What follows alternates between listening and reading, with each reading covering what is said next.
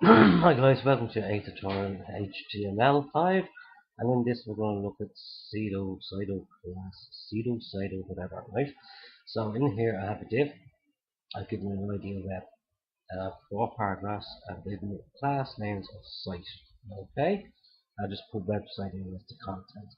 So over here we put in p dash ent stroke child. Okay, and in here I put 2 and give that color blue.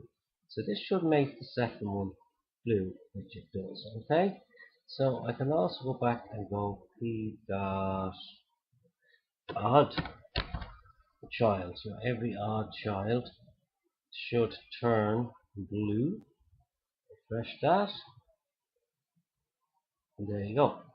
We can also turn around and go and change this to even. We'll change the color because you want to see something different. We'll give it a red.